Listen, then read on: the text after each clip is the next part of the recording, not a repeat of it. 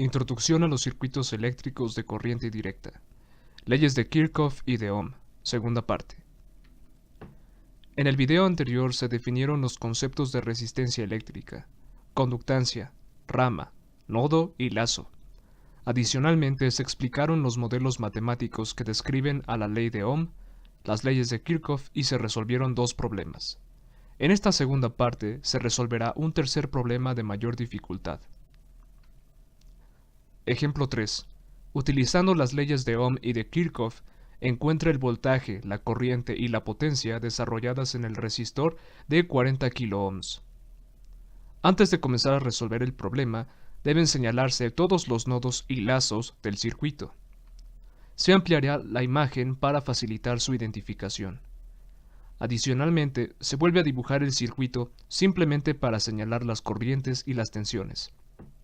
IF representa a la corriente de la fuente de corriente independiente, R1 al resistor de 20 kiloohms, R2 al de 10 y R3 al de 40 kiloohms.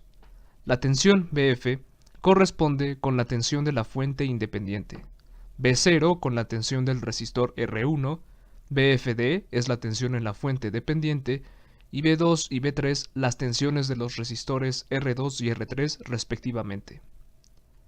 Continuando con la identificación de los nodos y lazos, el nodo N1 será el que conectará a la fuente de corriente independiente con el resistor de 20 kiloohms. El nodo N2 será el que conecta a los otros dos resistores con la fuente dependiente de corriente. Y el nodo 3 es el que conecta a todos los elementos. Por inspección pueden identificarse tres trayectorias cerradas en el circuito. El lazo L1 será el que pasará por la fuente independiente y el resistor de 20 kiloohms. El lazo L2 será aquel que pase por la fuente dependiente y el resistor de 10 kiloohms. Y el último lazo será el que pasará por los resistores de 10 y 40 kiloohms. Con esto, quedan identificados los nodos y los lazos del circuito. Por lo tanto, se reajustará la imagen del diagrama a su dimensión original para proseguir con la solución del problema. El primer paso será aplicar la ley de corriente de Kirchhoff en los tres nodos. En el nodo 1, la corriente que entra es la corriente de la fuente independiente, que como se mencionó es la corriente IF. Por otro lado, la que sale es la corriente I0. Por lo tanto, la ecuación resulta en IF menos I0 igual a 0. Esto implica que la corriente I0 será igual a la corriente IF, es decir, igual a 10 mA. Y así queda definida la ecuación del nodo N1. En el nodo N2, la corriente que entra es I1, y las que salen son I2 e I3. Pero, puede observarse que la corriente I1 es igual a la corriente generada por la fuente de corriente dependiente, que a su vez es igual a 0.02 por la tensión B0. Entonces, sustituyendo esta expresión en I1, la ecuación resulta en 0.02 por B0 menos I2 menos I3 igual a 0. De la ley de Ohm se deduce que el voltaje B0 será igual a la corriente I0 por la magnitud de la resistencia R1. Entonces, al reescribir la ecuación del nodo N2, se tiene como resultado 0.02 por I0 por R1 menos I2 menos I3 igual a 0. Después solo se reordena el producto de I0 y, finalmente, se sustituye el valor de la resistencia R1. Así queda entonces definida la ecuación del nodo N2. En el nodo N3, las corrientes que salen son IF e I1. Las corrientes que entran son I0, I2 e I3. Ahora, si se sustituye la expresión desarrollada de la corriente I1, la ecuación quedaría como menos IF más I0 menos 0.02 por I0 por R1 más I2 más I3 igual a 0. Después, se saca de la multiplicación al factor común, que es I0, y se pasa a IF del otro lado de la igualdad. Sustituyendo el valor de la resistencia R1 y de la corriente de la fuente, que es IF, se obtiene la ecuación del nodo N3.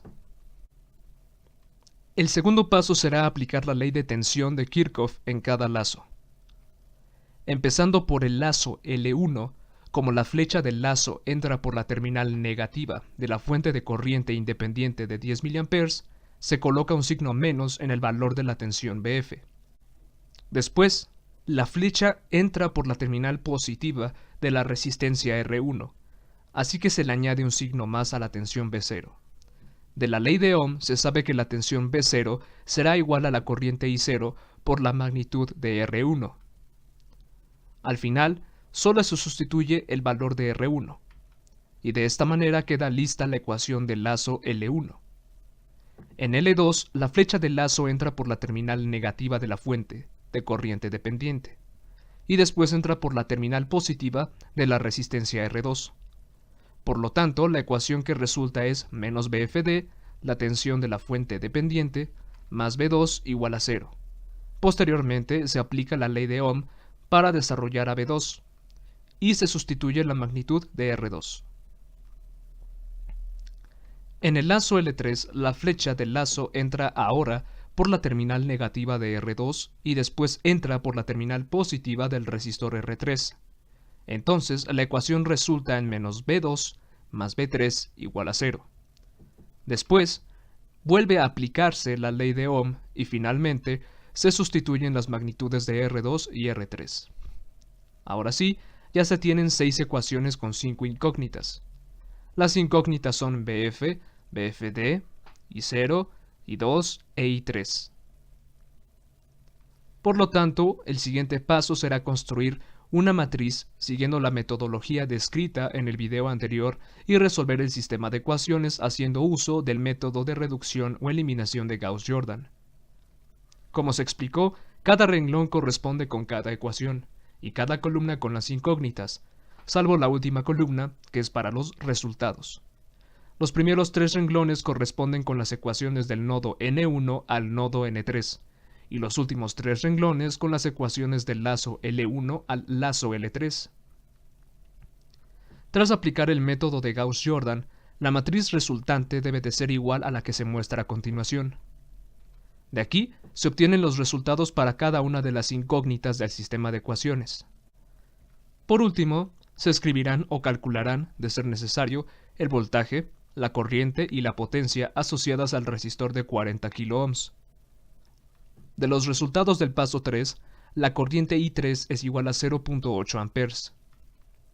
El voltaje, aplicando la ley de Ohm, es igual a la corriente I3 por R3, que resulta en 32.000 volts. Por último, la potencia. Haciendo uso de la convención pasiva de los signos, como la corriente I3 entra por la terminal positiva del resistor R3, la potencia será igual a más B3 por I3, que resulta en 25.6 kW. Ya que la potencia es positiva, se deduce que el resistor R3 está absorbiendo potencia. Como dato adicional, la ecuación de la potencia se puede reescribir en términos de la corriente y la resistencia o del voltaje y la resistencia, según convenga aplicando la ley de Ohm. Como recomendación personal, es evidente que los sistemas de ecuaciones que se estarán desarrollando en la solución de problemas tendrán varias incógnitas, es decir, serán sistemas de ecuaciones grandes. Aunque el uso de las matrices y el método de Gauss-Jordan pueden ser de gran ayuda, lo que recomiendo es utilizar una calculadora científica que permita trabajar con matrices y que tenga dentro de sus opciones la reducción por Gauss-Jordan. Usualmente, la tecla que realiza esta operación lleva las siglas de RREF, aunque también existen calculadoras profesionales más avanzadas que permiten al usuario escribir directamente las ecuaciones y resolver los sistemas. Con esto queda concluido el tema de las leyes de Kirchhoff y de Ohm. En caso de que hayan surgido dudas, se recomienda ver 2 videos publicados anteriormente en este canal. El primero es el video anterior, las leyes de Kirchhoff y de Ohm, parte 1, y el segundo, voltaje, corriente y potencia.